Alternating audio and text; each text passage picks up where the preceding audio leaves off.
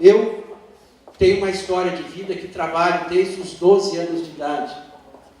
Eu, com 12 anos de idade, eu comecei a trabalhar. Naquela época a legislação permitia. Tanto é que já vou adquirir logo tempo para aposentadoria, porque comecei a contribuir muito cedo. Com 12 anos de idade, eu trabalhava em serviços insalubres, serviços terríveis, ligados à limpeza de banheiro, faxina, coisas inimagináveis para uma criança. E eu, desde aquela época, trabalhava nessa situação. Me lembro que, quando comecei a trabalhar, passei a estudar à noite, e eu saía da escola, numa determinada época, após um dia de trabalho, eu ia para a escola, saía da escola, eu tinha que voltar ao trabalho, porque me deram uma atribuição de colocar malas em ônibus. Não sei se vocês já viram, aquelas pessoas que etiquetam as malas para que sejam colocadas no ônibus. Eu, uma criança, além de trabalhar o dia todo, eu tinha que voltar, colocar as malas no ônibus. Eu tinha, sabe quantas folgas? Eu tinha uma folga, um domingo, por mês. Eu trabalhava direto, sem folgas, tinha apenas uma folga por mês. Uma criança. Eu sempre brinco que eu não tive infância, não é? Por isso que eu sou um pouco brincalhão. Mas, de fato, eu não tive infância. Na época que era para eu desfrutar, eu estava trabalhando. Agora, será que isso é ruim? Alguém vai dizer assim, mas o senhor chegou onde queria, prestou um concurso, é juiz. Mas isso, eu poderia ser um juiz também sem ter trabalhado na minha infância. Não é porque deu certo comigo que vai dar certo com todo mundo. Eu conheço outras histórias também. Eu gostaria de trazer rapidamente aqui para vocês. Nós temos aqui na nossa região, na região de São José do Rio Preto, um caso que aconteceu há alguns anos. Eu não vou declinar o nome da cidade, por uma questão até de respeito, mas isso está ligado ao trabalho infantil doméstico, que foi objeto de um dos painéis. E nesse trabalho infantil doméstico, nós tivemos uma menina, vamos chamá-la de Maria. Maria começou a trabalhar numa casa, ela tinha de 13 para 14 anos. A época em que ela começou a trabalhar, a legislação já tinha sido alterada. Já não se podia mais trabalhar com menos de 16 anos. Mas ela irregularmente começou a prestar serviços de doméstica. Ela ganhava R$40 por mês. Uma criança trabalhando como empregada doméstica, todos os dias, fazendo limpeza, fazendo serviço pesado e ganhando R$40 por mês. E o tempo foi passando e a vida dessa menina não mudou. Quando ela atingiu 17 anos de idade, ela se apoderou de uma arma que o seu patrão guardava embaixo do colchão e deu um tiro na cabeça, suicidou. Com 17 anos de idade, empregada doméstica. Será que ela não deveria, nessa época, estar estudando ao invés de trabalhar como empregada doméstica? Será que ela não poderia estar contribuindo para a sua própria educação? Me lembro também de uma pessoa que faleceu, que até hoje eu fico assim com o coração constrito. Ele trabalhava num posto de gasolina e eu era cliente desse posto de gasolina, por isso que eu me sinto, às vezes, até um pouco culpado. E o que fazia esse moço?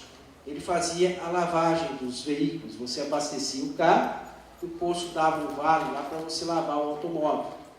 E ele, eu me lembro que tinha aquela fila de carros, ele lavava, aplicava aquela Solupan, e toda vez que ele aplicava aquela Solupan, com aquela mangueira de ar, eu ficava assim tremendamente incomodado, porque ele respirava e não tinha nenhum equipamento de proteção individual.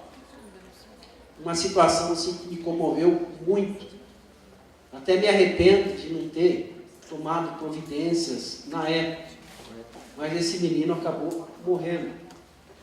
Obviamente, vítima das más condições de trabalho. Nós não estamos aqui advogando em prol da criminalidade. Nós não estamos advogando apenas o ócio, a vagabundagem. O que nós queremos é que as nossas crianças prioritariamente obedeçam à lei. Existe uma legislação posta, que bem ou mal ela está em vigor. E o nosso país não está cumprindo essa legislação. Então nós temos que ser mais enérgicos. Aqueles a quem compete a fiscalização têm que ter um empenho maior. Nós sabemos da dificuldade de recursos, de todas essas questões que muitas vezes nos fogem. Mas eu fico indignado quando eu falo em recursos. Por que eu fico indignado? Porque eu vejo no meu país, nós vamos ter uma Copa do Mundo de futebol. Vejo que no Maracanã gastaram mais de R$1 bilhão para fazer a reforma de um estádio. Vejo que se nós somarmos, aí nós temos aí tranquilamente mais de 30 bilhões gastos em razão desses eventos esportivos. Eu não sou contra o esporte, eu gosto do esporte. Mas quando eu penso nas cifras, e quando eu vejo pessoas morrendo, dia desses a televisão nos trouxe a morte de uma criança, demorou 15 dias para conseguir uma UTI, no dia que conseguiu a UTI, morreu. Um menino que tinha problema no coração. Então, em muitas cidades nós não temos UTI. Em muitas cidades nós não temos creche. As mães têm que ajuizar um pedido judicial para conseguir ter prioridade numa vaga de creche. Então, que país é esse que diz que não tem dinheiro, mas gasta 30 bilhões aí financiado pelo BNDES? Porque esses grupos estrangeiros que estão aqui estão pegando o nosso dinheiro. Estão gerando empregos? É claro que estão. Mas nós também poderíamos gerar empregos ou melhorar a renda através de outro tipo de investimento.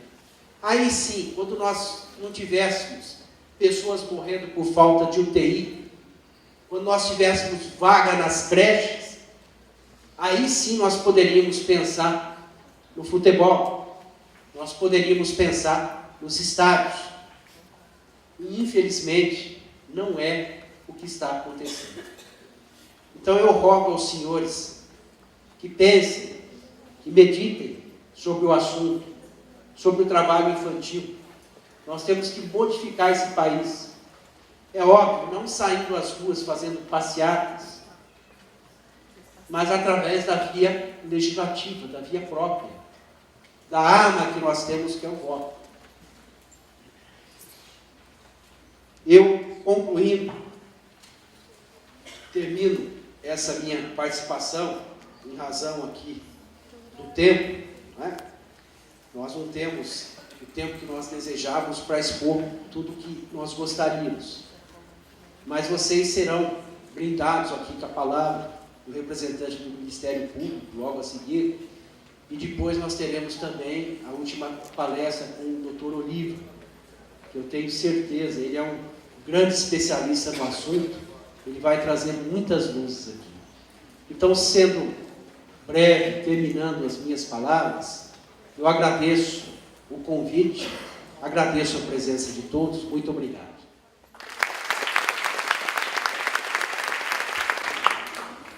Nós é que agradecemos a sua participação, doutora, as suas ponderações, tá? Nos trazendo alguns assuntos para séria reflexão.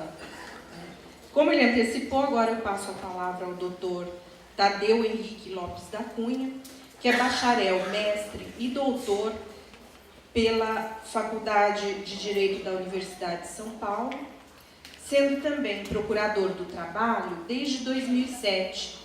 O doutor Tadeu atua no ofício aqui de São José do Rio Preto e vai nos fazer algumas colocações finais sobre as ações regionais de combate ao trabalho infantil.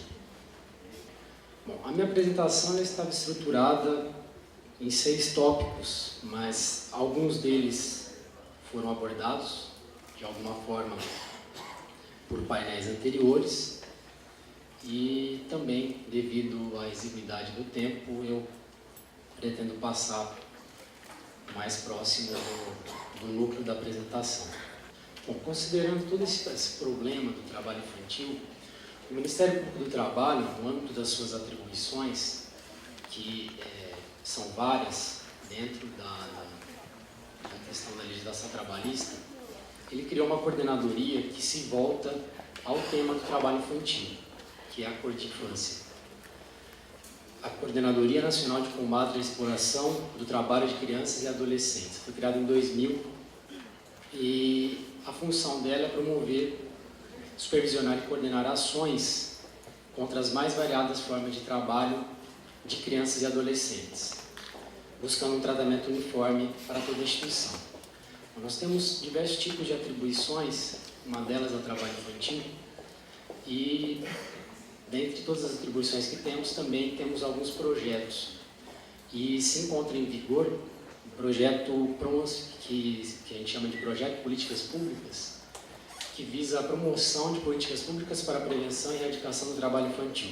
Então, em relação a esse projeto, que está em fase de implantação aqui na Procuradoria do Trabalho de São José do Rio Preto, da qual eu faço parte, temos mais 2 colegas lá, e esse projeto está em fase de implantação aqui, em outros lugares está em fase um pouco mais adiantada, em relação a esse projeto que vai pensar a apresentação.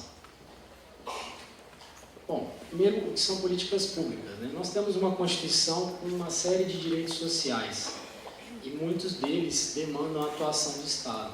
E essa atuação ela se dá por meio de políticas públicas.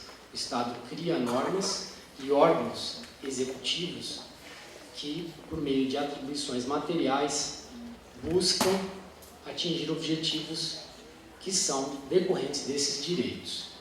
São vários os artigos da Constituição que estabelecem políticas públicas. O 170 fala sobre redução de desigualdades, o 196 é uma política pública na área da saúde, 203 assistência social, 214 educação, o 227 é o artigo que mais nos interessa, que é a política pública com o objetivo de proteção à família, à criança e ao adolescente. O Estatuto da Criança e do Adolescente, ele, de uma certa forma, já estabelece essas diretrizes de uma política pública voltada à questão dos direitos do menor e do adolescente. Mas, infelizmente, ele não é totalmente cumprido pelos nossos órgãos competentes.